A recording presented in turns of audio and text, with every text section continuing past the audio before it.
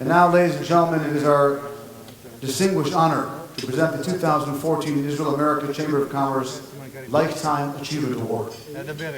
Each year, the Israel-America Chamber of Commerce chooses to pay tribute to one exceptional individual who, throughout their career, their outstanding achievements and their unique vision have made an exceptional contribution to Israeli society and its economic growth.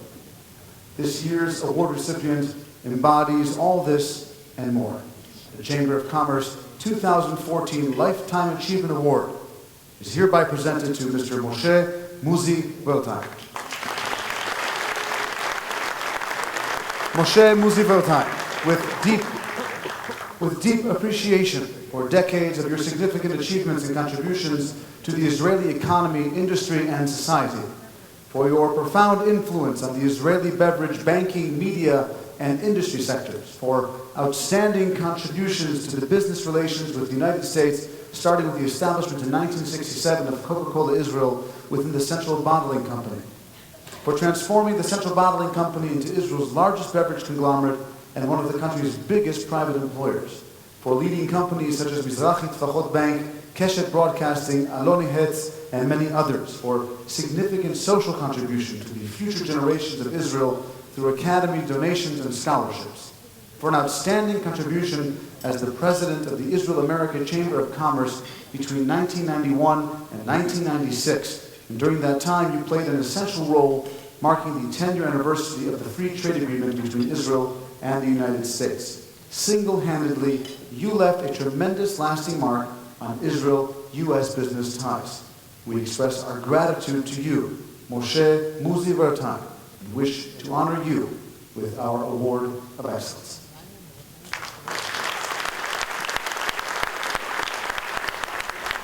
תעשייה ועסקים בכלל אינם נולדים כהרף עין בבניון. ראשית זה לוקח זמן, 47 שנים. הזמן הוא פה אלמנט מכריע. מניחים תשתיות, מגייסים אנשים, זאת פעולה מתישה, ממושכת, אבל מי שאוהב אותה לא יעשה שום דבר אחר. ואני אוהב את העשייה הזאת.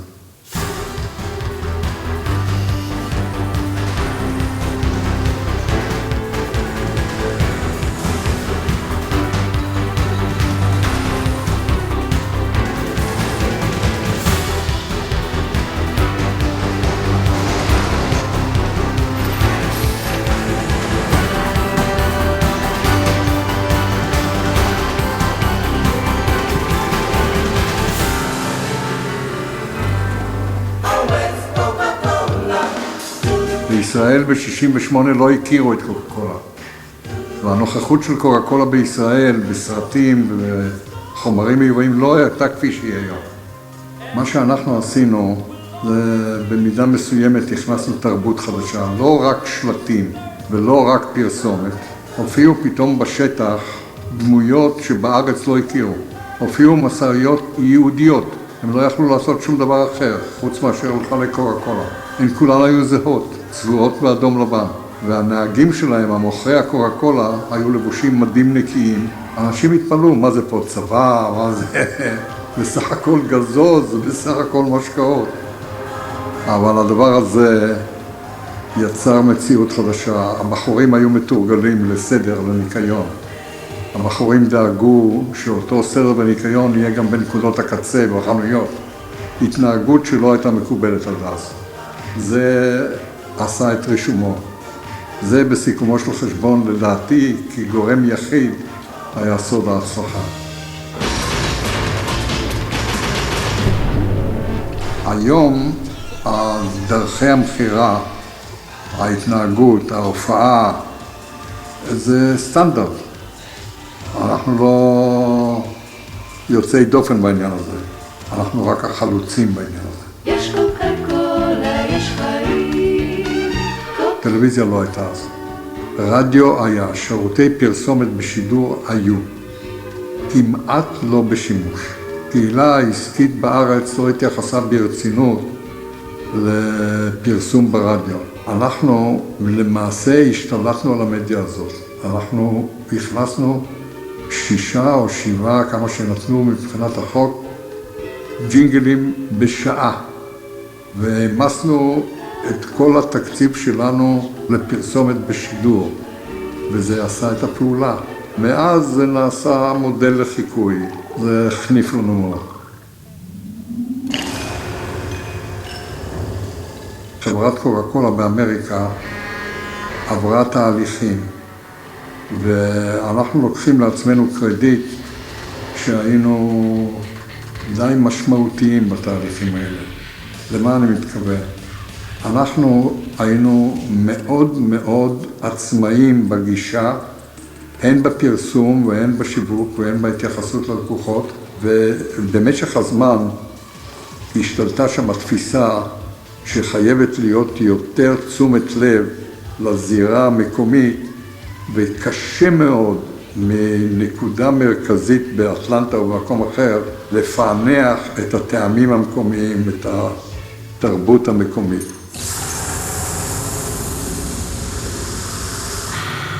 רק עקשנות, עקשנות ועוד פעם עקשנות. אין דבר כזה כישלון, הוא לא קיים.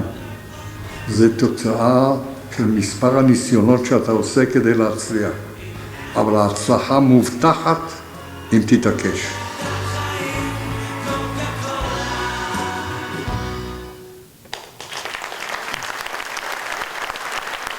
Before we present the award, we are honored to welcome to the stage our very special guest of honor, Executive Vice President of the Coca-Cola Company and President of Coca-Cola International, Mr. Wertheim's dear colleague, Mr. Amit C. Mozi.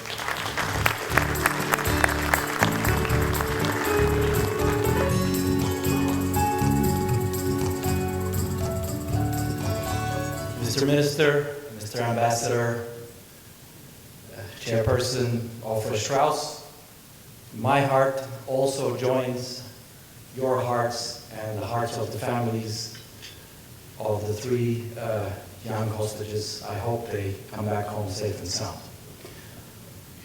I have a job that puts a lot of stress on me.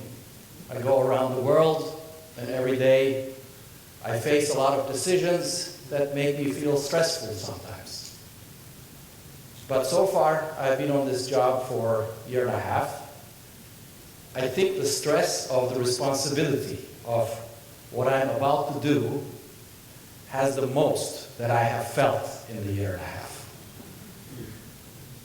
The reason for that is a very special man, a mentor, as I would call it, a doyen of business that one would meet rarely in his or her career, in the presence of his wonderful family with multiple generations. My job is to do justice to this award. That's very stressful, I have to admit. And I think the best way to start is really start with maybe a short personal reflection. In 1997, my company allowed me to go to what they call Coca-Cola University. And the first day of Coca-Cola University, somebody quoted something that I have not forgotten. And that quote was, "When the student is ready, the teacher will appear." And that was a philosophy of lifelong learning. Since then, I've had a lot of teachers. By the way, many of them are in this room, which I won't name. But none of them has been as profound as Mozi for me. Because I've been with the company 24 years, but I met Mozi in around year 2000. We've had few interactions since then. But I was well aware of the little chance I had to learn from a great man what I can. And every time I came to Israel, I was listening to him intently to learn incredibly precious insights. He did not have to teach me. He just had to spend time with me. And that was enough for me to learn from him. So, Mozi, I start with thanking you for really being a great source of learning for me, and in many ways, a role model that I aspire to.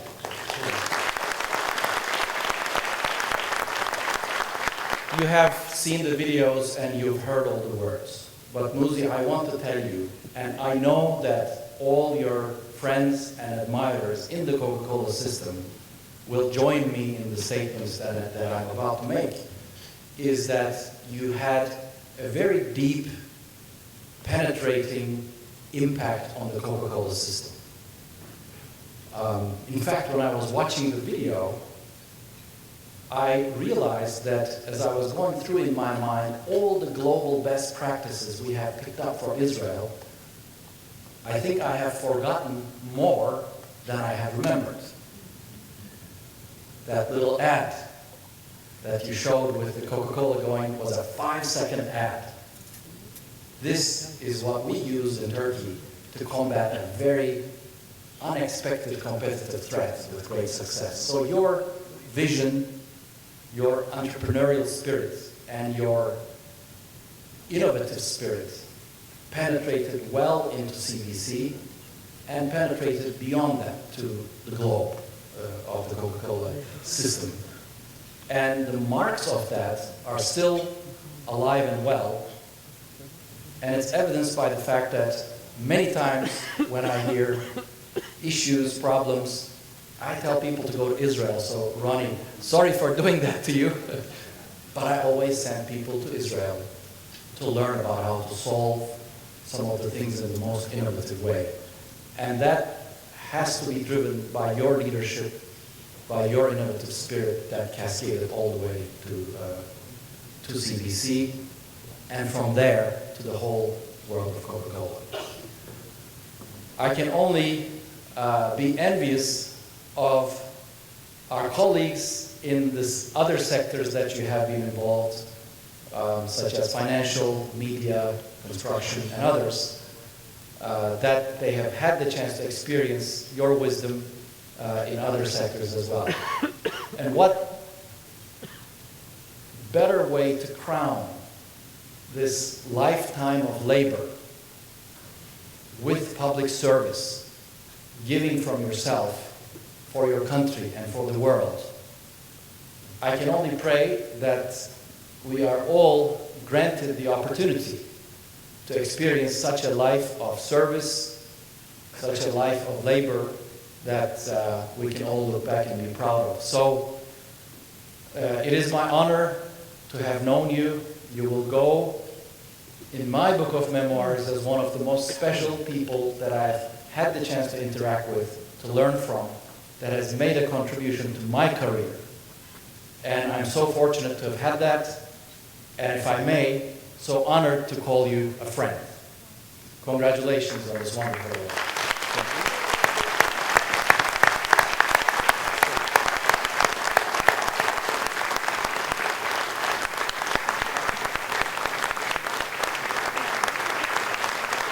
Thank you for that lovely tribute, Mr. Bozer. And a very special thank you from all of us for you joining us here this evening.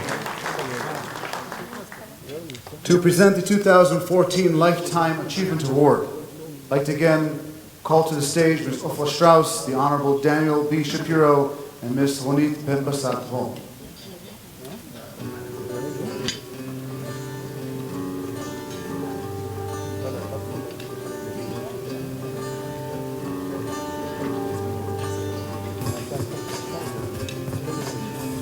Ladies and gentlemen, to receive the 2014 Israel-America Chamber of Commerce Lifetime Achievement Award, please put your hands together and welcome to the stage Mr. Mozi Veltan.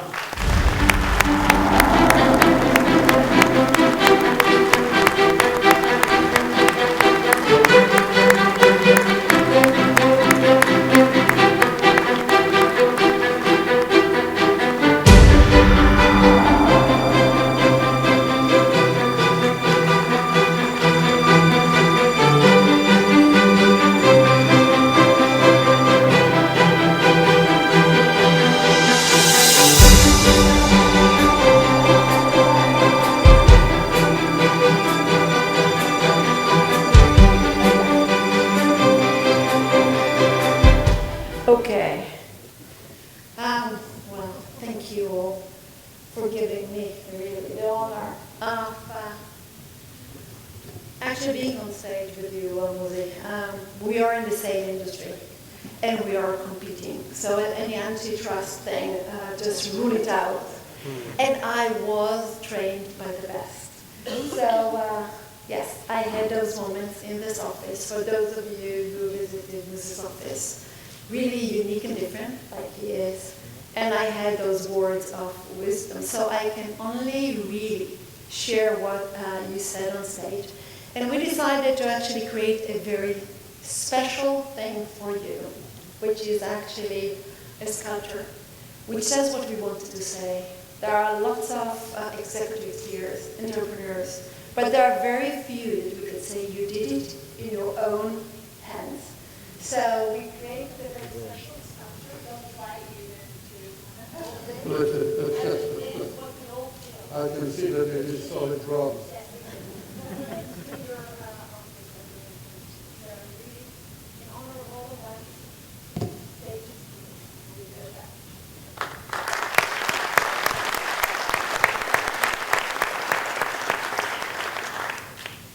I must have prepared a speech somewhere for the sake of brevity.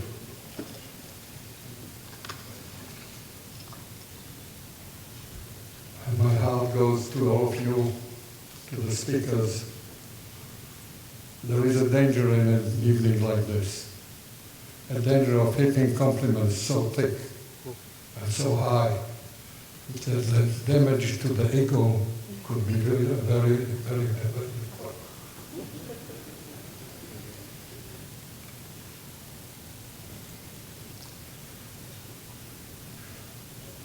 Anyway, the Honorable Minister of the Interior, Mr. Gelem Mozi.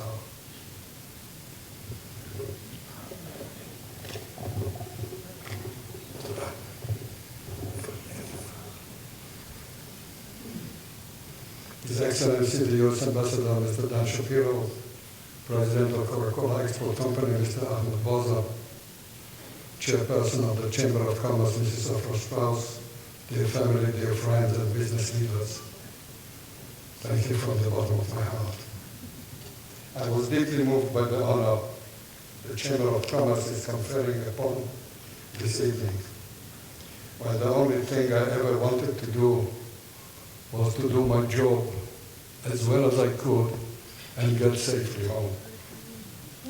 It must be said that the Coca-Cola business in Israel, first among other industries that we established, was strictly a family business.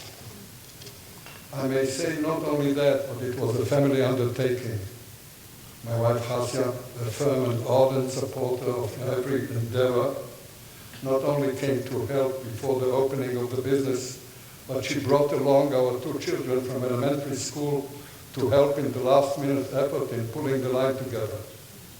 Such early tuition has also been with others, with the Strauss family, the Proper family, and few other families, all of them promoted industrial initiative in Israel. Whatever achievement and appreciation there is, it goes to all of them.